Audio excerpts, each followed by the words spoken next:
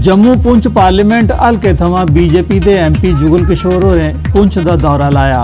उन्हें पुंछ नगर स्थित डाक बंगले च पार्टी के अहुदेदारें ते कार्यकर्ताएं कन्नै मीटिंग लाई।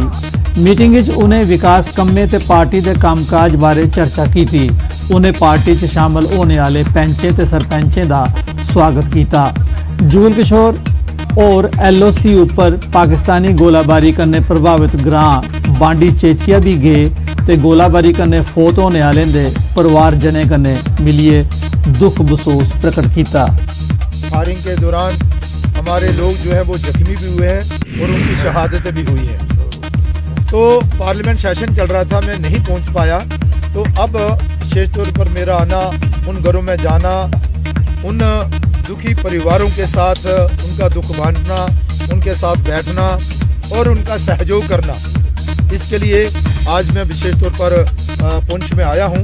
तो आप देख रहे हैं कि कार्यकर्ताओं के साथ बैठना भी हुआ और पुंछ जिले के विकास की बात भी हुई।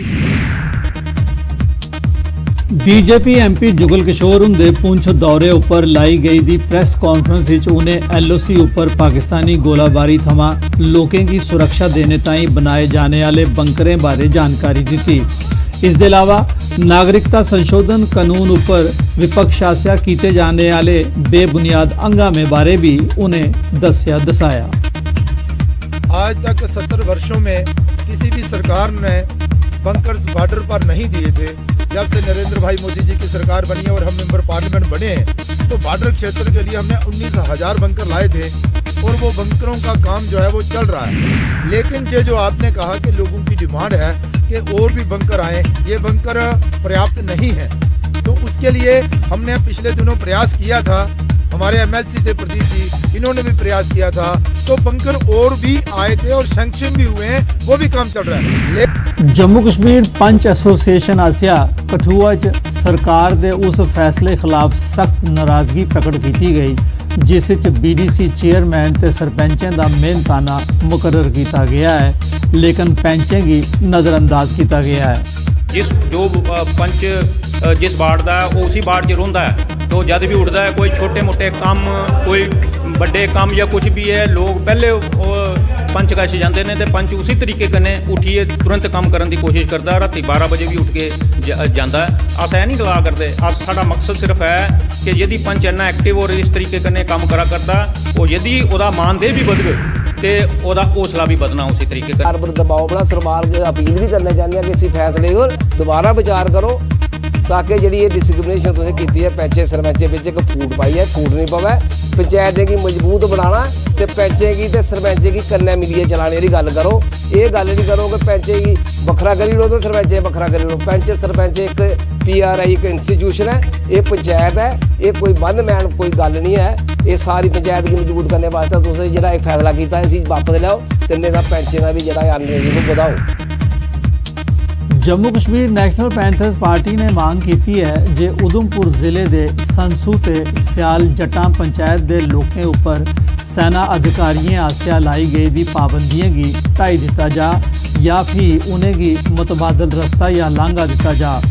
पार्टी के जम्मू कश्मीर के प्रधान बलवंत सिंह मनकोटिया होरें एक प्रेस कॉन्फ्रेंस विच ये मांग DC उधमपुर ते सेना अधिकारियों शा की। जिहड़ा एक पंचायत संसू है जिहदा कोटली मगैनी पाई जिहड़े ग्रान और उहदे कन्नै गै सियाल जट्टा पंचायत है, उहदे किश ग्रान अपर मगयोट वगैरह ग्रान जिन्हें की रस्ता घरे जाने का रस्ता है MI रूम टू मगैनी MI रूम तक रस्ते जाना पौंदा है। तो इस मौके पर अज अस इत्थे दा आर्मी के अथॉरिटीज़ की अपील करना चाहते हैं कि ये कोई दो राय नहीं है कि आर्मी की प्रॉब्लम डेफिनेटली है, लेकिन अस लोग भी आर्मी का कन्नै शाना बशाना बिल्कुल कंधे कन्नै कंधा मिलाई है, पूरी मिलिटेंसी के दौरान कन्नै खलोते दे रहे हैं और अगे भी खलोना है। तो अस आखना चाहते हैं कि ये जी पाबंदी लगाई दी इसे हटाई जा। इंदे कन्नै DC साहब कन्नै भी अपील करनी है कि आर्मी अथॉरिटी कन्नै गल करिए ये जी पाबंदी हटाई जा।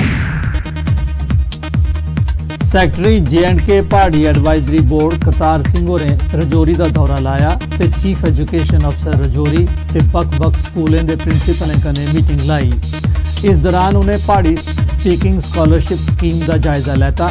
मीटिंग में दस्या गया जे साल 2019-20 ताईं 15 करोड़ 70 लाख रुपए के स्कॉलरशिप सरकार आसिया मंजूर किए गए। पोस्ट मैट्रिक और प्री मैट्रिक स्कॉलरशिप 19-20 के सिलसिले में यहाँ पे आया हुआ था। गवर्नमेंट ऑफ इंडिया की और हमारी सरकार की ये है कि हर एक बच्चे को जो है स्कॉलरशिप के तहत लाना है। उसमें डिफरेंट कैटेगरीज के स्कॉलरशिप्स हैं, लेकिन पहाड़ी स्कॉलरशिप है वो 15.70 आता है पूरी स्टेट के लिए, 15.70 crore.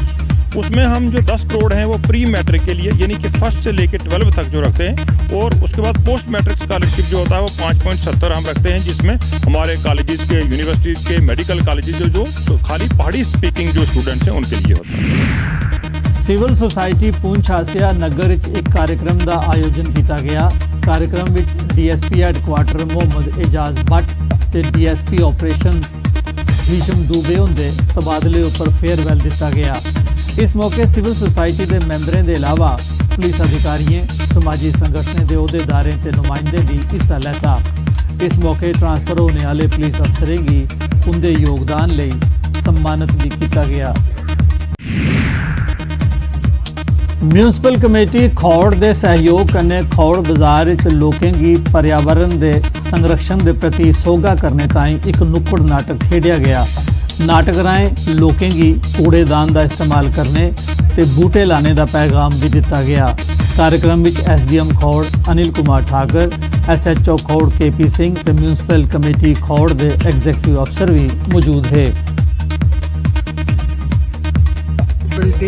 Khour urban local bodies department की तरफ से जगह जगह पे बार बार इस किस्म के प्रोग्राम कराए जा रहे हैं, और इसका उद्देश्य यही है कि हम स्वच्छ रहें, साफ रहें और हर उस इंसान को समझाने में कामयाब हो जाए जो धरती माँ की सफाई रख पाए और स्वच्छ पानी पीने को मतलब हमें हर इंसान तक पहुँचता रहे। तो इसका उद्देश्य साफ है कि हम सबको ये समझना पड़ेगा कि हम सफाई से जिएँ और तंदुरुस्त रहें, स्वच्छ रहें। सांबा जिले के विजयपुर तहसील आफिस में पिछले कई ध्याड़े थमा तहसीलदार ते नायब तहसीलदार होंदे नहीं होने करी लोग तहसील आफिस का चक्कर लाई लाइए फामे होई गए दिन। लोग बडले 10 बजे थमा सैया 4 बजे तोड़ी बेही बेहिए बरंग वापस जाने की मजबूर हैं। इस गल्ला की लइए लोकें सख्त रो रोसा है। तुआई SDM विजयपुर चंद्र प्रकाश उनका गलाना है जे उनके नोटिस विच मामला आया है तो वह इसका नबेड़ा करगन। देखो जड़े लोग अगर काम नहीं करी सकते तो दफ्तर बंद करने चाहिए। अस हाई अथॉरिटी कन्नै अपील करने ऐसे अफसर जड़े लोगों का काम नहीं करी सकते इन्हें की कुछ ऐसी जगह लाया जा जिथे नहीं पता लगे नौकरी के होंगी है, क्योंकि इन्हें खाली से रेट रखे दे ना लोगों की हरास करा दे। एक काम वास्ते 10-10 चक्कर लवाई जाते और बंदा मजबूर हो जाता आता मारे साढ़े को पैसे लाओ तो साढ़े काम करो। मैं अज भी आया थोड़ा कोई नहीं लभदा मौके पर, अज आयो कल आयो कैंप लागे किन्ने कैंप लगे किन्नियां फाइलां गईयां लेकिन जिन्हें पैसे नहीं दिते वो फाइल नहीं निकली। मैं नान कैंपी हाँ, मेरी फाइल दिख सकते सारा, पर कोई कमी है कोई जल है कोई गल तो बिल्कुल नहीं दसते, बस हाय पैसे ये है और कोई काम नहीं। लोग अगर कहीं पे कोई परेशानी होती है मेरे पास आएँ, मेरे को रिप्रेजेंट करें कि हमारा ये इश्यूज़ हैं, हम कोशिश करेंगे सॉल्व करेंगे। फर्दर लोगों को जो इनकन्वीनियंस है मैं यही बोलूँगा कि मैं अभी इंस्ट्रक्शन इशू कर दूँगा अपने जो तहसीलदार हैं, अपना टाइम फिक्स कर दीजिए आप, ठीक है, एक टाइम फिक्स कर दीजिए पब्लिक मीटिंग का, और उसमें जो पब्लिक वर्क जो है और इंश्योर करें कि वो काम आप उस टाइम पे अपने ऑफिस में रहें और लोगों का काम टाइमली डिस्पोजल करें।